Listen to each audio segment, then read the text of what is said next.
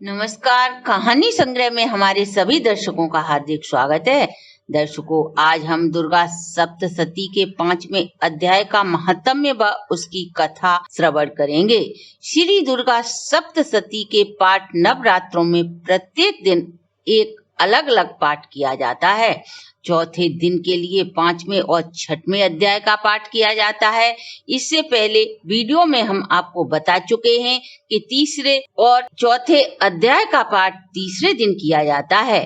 आज इस वीडियो में हम 5वें अध्याय के पाठ को श्रवण करेंगे। 5वां अध्याय सुनने से पहले चौथे दिन नवरात्रों में माँ कुष्मांडा का पूजन कर हम इस श्लोक के द्वारा माँ कुष्मांडा की स्तुति करेंगे। सुरा संपूर्णम कलशम रुद्रा प्लुतमेव च दधाना नाम हस्त पद्माभ्याम कुष्मांडा शुभ दास्तुमे।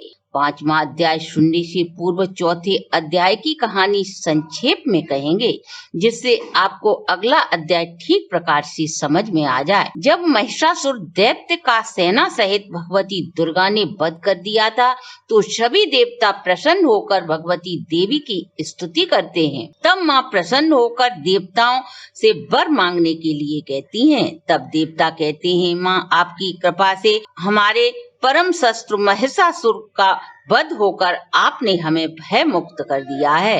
अब हम आपसे क्या मांगे? हे देवी, यदि आप हमें वरदान देना चाहती हैं, तो हम देवतागण जब भी आपकी स्तुति करें तब आप हमें दर्शन देना। मार्कंडेय ऋषि बोले, पूर्व समय में शंभ और निशंभ नामक महाबलशाली असुरों ने अपने बल के भय से इंद्र और तीनों लोकों पर राज स्थापित कर यज्ञ भाग सभी पर अपना कब्जा कर लिया था। ये दोनों सूर्य चंद्रमा धर्मराज के अधिकारों को छीनकर स्वयं राज्य करने लगे थे। वायु और अग्नि देव के अधिकारों को छीनकर देवताओं को स्वर्ग से निष्कासित कर दिया।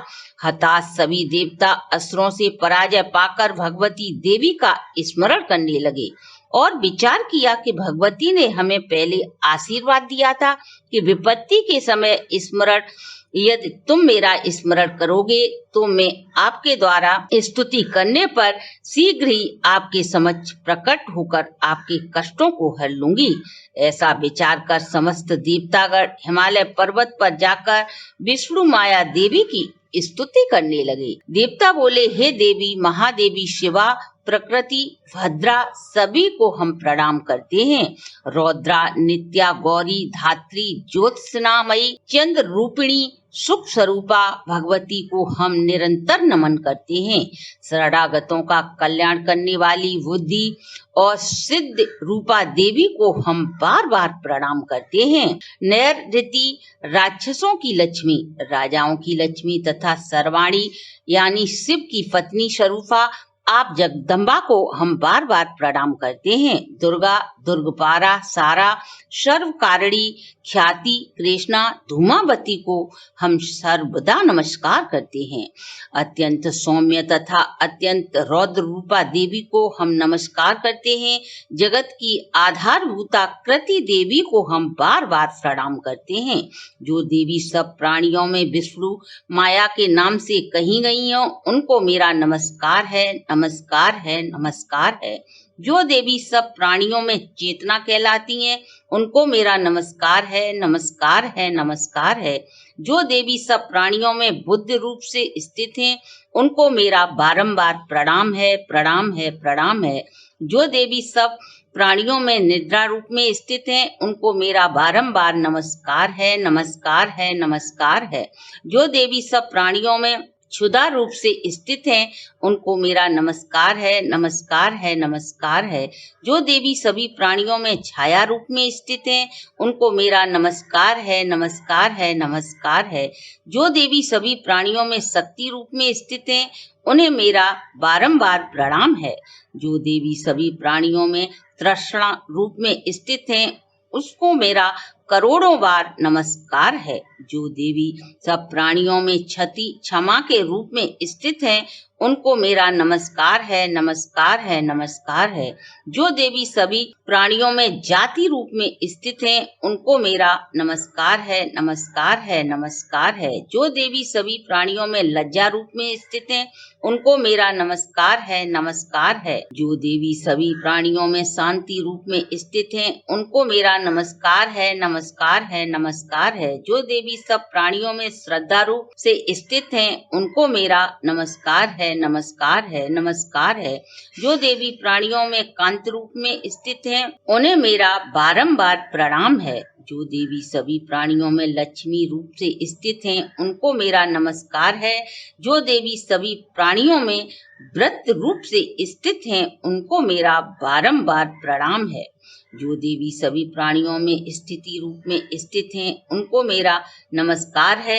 जो देवी सभी प्राणियों में दया रूप में स्थित हैं, उनको मेरा नमस्कार है, नमस्कार है, नमस्कार है।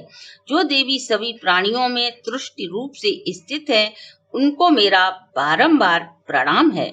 पूर्व काल में अपने अभिष्ट की प्राप्ति से देवताओं ने जिनकी स्तुति की तथा देवराज इंद्र ने बहुत दिनों तक जिनका सेवन किया, वह कल्याणमयी साधना की भूता ईश्वरी हमारा कल्याण और मंगल करें तथा सारी आपत्तियों का नाश करें। दैत्यों से सताए हम सभी देवता जिस महेश्वरी को नमस्कार करते हैं तथा जो भक्ति से विनम्र पुरुषों के द्वारा स्मरण की जाने पर तत्काल ही संपूर्ण विपत्तियों का नाश कर देती हैं, वे जगदम्बिका हमारा संकट दूर करें। ऋषि कहते हैं, हे राजन, इस प्रकार जब देवता स्तुति कर रहे थे, उस समय देवी पार्वती गंगा जी में स्नान करने के लिए वहां आई। उस सुंदर मनोहर दृष्टि वाली भगवती ने देवताओं से पूछा, आप लोग यहाँ पर किसकी स्तुति कर रही हो? तब उन्हीं के शरीर में से प्रकट हुई शिवा देवी बोली,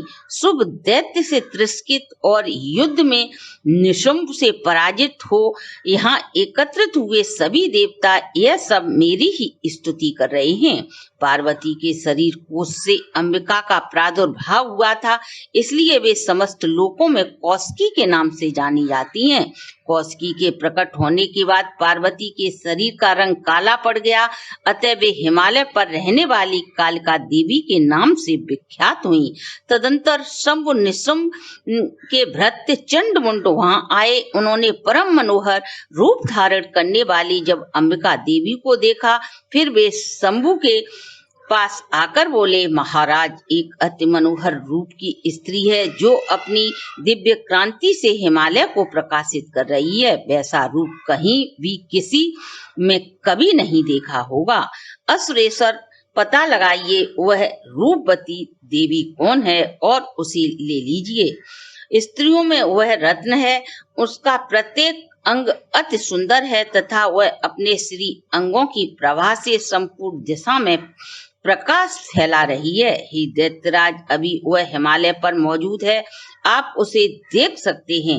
हे प्रभु, तीनों लोकों में मण, हाथी, घोड़े आज जितने भी रत्न हैं, वे सभी आपके दरबार में शोभा पाते हैं। हाथियों में रत्नभूत ऐरावत, यह पारिजात का पुष्प वृक्ष तथा यह उच्च श्रवा इंद्र का घोड़ा, हंसों से जुता यह विमान भी आपके आगमन में शोभा पाता है। यह रत्नभूत अद्भुत विमान जो पहले ब्रह्मा जी के पास था, अब आपके पास है। यह महापद्म नामक निधि आप कुबेर से छीन कर लाए थे। समुद्र ने भी आपको कि यल्किनी नामक माला भेंट की थी जो केसरों से सुशोभित है और उसके कमल कभी भी नहीं कुमलाते।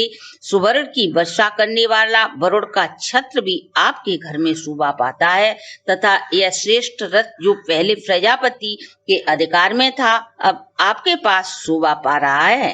दैत्येश्वर मृत्यु की उत्कंठा नाम वाली शक्ति भी आपने छीन ली है। वरुण का पास तथा समुद्र के सभी रत्न आपके भाई निशुंभ के अधिकार में है। अग्नि ने भी स्वतः शुद्ध किए गए 2 वस्त्र आपकी सेवा में अर्पित किए हैं। हे दैत्यराज, इस प्रकार सभी रत्न आपने एकत्रित कर लिए हैं, फिर जो यह स्त्रियों में रत्न रूप कल्याणमयी देवी हैं, उसे आप क्यों नहीं अधिकार में लेते? ऋषि कहते हैं, चंडमुंड का यह वचन सुनकर शंभु ने महादैत्य सुग्रीव को दूत बनाकर देवी के पास भेजा और कहा, तुम मेरा संदेश देवी के पास पहुंचा देना, जिससे वह प्रसन्न होकर शीघ्र ही यहाँ पर आ जाएं। वह दूत पर्वत के अत्यधिक रमणीय स्थान पर गया और मधुर वचन कोमल वाणी में बोला। दूत बोला, हे देवी दैत्यराज शंभु इस समय तीनों लोकों के परमेश्वर हैं, मैं उन्हीं का दूत हूँ और यहाँ आपके पास दैत्यराज का संदेश लेकर आया हूँ। उनकी आज्ञा को सभी देवता एक स्वर में मानते हैं, कोई भी दैत्यराज की बातों का उल्लंघन नहीं करता। वे संपूर्ण देवताओं को परास्त कर चुके हैं। उन्होंने तुम्हारे लिए संदेश भेजा है, वह इस प्रकार है, संपूर्ण त्रिलोक मेरे अधिकार में है, देवता भी मेरी आज्ञा के अधीन चलते हैं। संपूर्ण रत्नों के भागों को मैं ही पृथक पृथक भोगता हूँ। तीनों लोकों में जितने भी श्रेष्ठ रत्न हैं, वे सभी मेरे अधिकार में हैं। देवराज इंद्र का वाहन ऐरावत जो हाथियों में रत्न के नाम से है, मैंने उसे इंद्र से छीन लिया है। क्षीर सागर का मंथन करने पर जो अश्व रत्न प्रकट हुआ था, उसे देवताओं ने सिर झुकाकर मुझे समर्पित कर दिया है। सुंदरी और भी जितने रत्न हैं जो देवताओं, गंधर्वों और नागों के पास थे, वे सभी मेरे अधिकार में हैं। हे देवी, हम लोग तुम्हें संसार की स्त्रियों में रत्न मानते हैं, अतः तुम मेरे पास शीघ्र ही आ जाओ, क्योंकि रत्नों का उपभोग करने वाले हम ही हैं। चंचल कटाक्षों वाली सुंदरी, तुम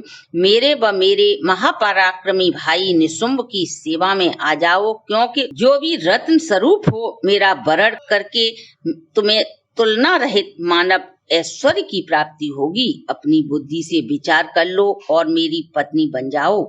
ऋषि कहते हैं कि दूत के ऐसा करने पर परम कल्याणमयी भगवती देवी, जो इस जगत को धारण करती हैं, मन ही मन गंभीर भाव से मुस्कुराई और इस प्रकार बोली, दूत तुमने सत्य कहा है, इसमें तनिक भी मिथ्या नहीं है। शंभु तीनों लोकों का स्वामी है और निशंभ भी उसी के समान पराक्रमी है, किंतु इस विषय में मैंने जो प्रतिज्ञा ली है, उसे मिथ्या कैसे करूं? मैंने अपनी अल्प बुद्धि के कारण पहले से जो प्रतिज्ञा कर रखी है, उसे सुनो। जो भी पुरुष मुझे संग्राम में जीत लेगा, जो मेरे अभिमान को चूर्ण कर देगा तथा संसार में जो मेरे समान ही बलवान होगा, वही मेरा स्वामी होगा। इसलिए शंभु और महाराज दैत्य निशुंभ स्वयं ही यहाँ पधारें और मुझे जीत कर शीघ्र ही मेरा पार ग्रहण करें। इसमें विलंब की क्या आवश्यकता है? दूत बोला, हे देवी, तुम घमंड से भरी हो, मेरे सामने ऐसी बातें न करो। तीनों लोकों में कौन सा पुरुष है जो शंभु निशुंभ के सामने खड़ा हो सके? देवी, अन्य दैत्यों के सामने भी अब सभी देवता युद्ध नहीं कर सकते, अर्थात युद्ध में नहीं ठहर सकते। फिर तुम अकेली स्त्री होकर कैसे ठहर सकती हो? जिन शंभु आदि दैत्यों के सामने इंद्र आदि देवता भी युद्ध में खड़े नहीं हुए, उनके सामने तुम स्त्री होकर कैसे जाओगी? इसलिए तुम मेरे कहने से शंभु निशंभ के पास चली जाओ। ऐसा करने से तुम्हारे गौरव की रक्षा होगी, अन्यथा जब तुम्हारे केस पकड़कर वो घसीटेंगे, तब तुम्हें तुम्हारी प्रतिष्ठा खोकर वहां जाना पड़ेगा। तब भगवती देवी बोली, तुम्हारा कहना तो सही है, परंतु मैंने पहले ही बिना सोचे विचारे प्रतिज्ञा कर ली है, अतः तुम जाओ और मैंने जो कहा है वह सब दैत्य राज्य से आदर पूर्वक कहना, फिर वे जो उचित लगे वही करें। दुर्गा सप्तशती का 5वां अध्याय यहीं समाप्त होता है। अगली कथा को सुनने के लिए आप हमारे वीडियो को जरूर देखें। अगर आपको हमारी ये प्रस्तुति अच्छी लगी हो तो आप हमारे चैनल को लाइक, सब्सक्राइब और शेयर करें।